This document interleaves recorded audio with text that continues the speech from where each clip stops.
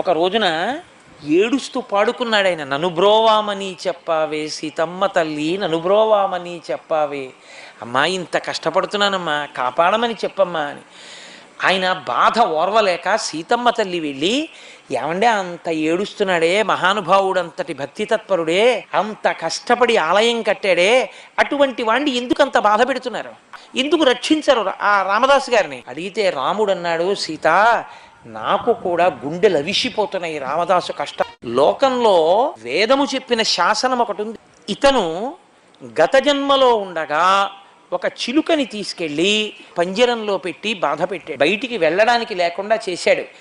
ఆ చిలుక పంజరంలో పెట్టి బంధించినప్పుడు ఎన్ని బాధలు పడిందో అవి ఈ జన్మలో శరీరంతో ఇతను తీర్చేసుకోవాలి. ఎప్పుడు పూర్తయిపోతుందా వెళ్ళి కనపడదామని నేను కూడా అగ్గగ్గలాడిపోతున్నాను, ఇప్పుడా 12 ఏళ్ళు పూర్తవుతాయా అని.